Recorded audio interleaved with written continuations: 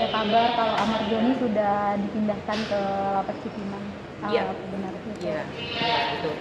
Seperti yang sudah kami sampaikan juga mungkin ya rekan-rekan media juga yang lain, bahwa Ahmad Zoni dipindahkan sementara dari Lapas Karanganyar Nusa Kambangan ke Lapas Narkotika Jakarta kemarin hari Sabtu sekitar pukul 18.00 waktu Indonesia Barat, tiba di Lapas Narkotika Jakarta, dilakukan administrasi penerimaan rolling dan lain-lain, termasuk juga pemeriksaan kesehatan.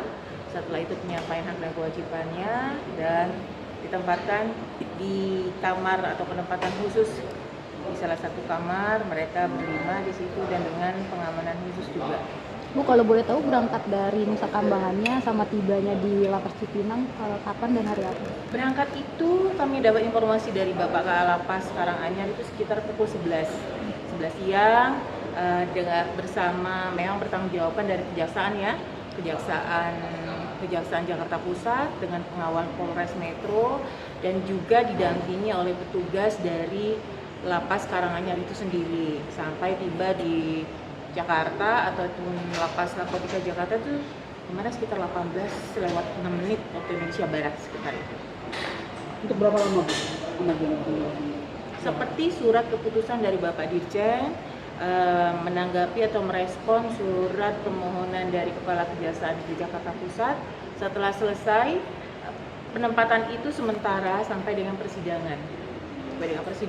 Setelah itu pihak peminjam atau dalam hal ini adalah Kejaksaan Negeri Jakarta Pusat wajib mengembalikan lagi Ahmad Zoni dan kawan-kawan untuk menjalani lagi pidananya di Lapas Karanganyar Nusa Kambangan. Itu selama persidangan yang berlangsung atau hanya satu kali jika diperlukan untuk menjadi saksi, Bu? Sesuai dengan penetapan dari hakim ya. Berarti kebutuhan dari persidangannya seperti apa? Berarti tidak menutup kemungkinan nggak sampai putusan ya, Bu? Kita lihat nanti kalau memang sudah tidak ada lagi persidangan ya harus kembali lagi menjalankan lagi pidananya di sana. Bu, berarti satu ruangan itu isinya 5 orang apa satu-satu? 5 orang, jadi blok itu atau tempat itu namanya patsus ya, penempatan khusus. Di sana juga ada juga warga binaan dari Nusa Kambangan juga yang sedang dilakukan pemeriksaan juga beberapa perkara yang lain lah ya, seperti itu. Dan memang sama karena dia kategorinya high risk, penempatannya juga sendiri. Mereka berlima memang, tapi memang berpisah dengan warga binaan yang lain. Salah satu penutup mata itu juga sebagian prosedur juga nggak sih, Bu? Kan iya, itu sudah ada SOP-nya karena termasuk kategori high risk. Mungkin akhirnya bisa membawa Ahmad Zoni dari Nusa Kambangan ke sini apa sih, Bu, yang membuat akhirnya memutuskan itu kan padahal ini apa sih namanya? Warganya high risk ya. Yang pastinya kan ada pertimbangan, ada juga kebutuhan persidangan kita juga kan seperti kami sampaikan sebelumnya, bahwa kita sangat mendukung sekali bahwa proses persidangan ini segera cepat selesai. Dapat hasilnya apapun itu yang terbaik, baik bagi warga binaannya sendiri, buat organisasi dan juga untuk masyarakat. Gitu. Jadi ini bagian dari kami mendukung percepatan persidangan, memfasilitasi itu. Lu sudah lihat ya di foto itu kan ada kan senyum ya kayaknya ya. Bu. Alhamdulillah secara ini Ahmad Zoni dan kawan-kawan pada saat berangkat dari Karanganyar diperiksa kesehatannya sampai di Lapas Narkotika Jakarta kembali diperiksa lagi kesehatannya. Untuk secara komunikasinya seperti apa, Bu, dengan keluarga atau pengacara? Kan ini kan pasti berbeda ya, Bu, ya, dengan Nusa Kambangan dan di sini. Komunikasi sekali lagi tetap dibatasi hanya keluarga inti. Keluarga inti itu istri, terus anak kandung. Kebijakannya adalah orang tua kandung, kakak kandung, adik kandung. Karena dia menjadi tahanan itu komunikasinya dengan lawyernya boleh, di luar itu tidak bisa. Jadi kalau ada yang komplain seperti apa, emang aturannya seperti itu.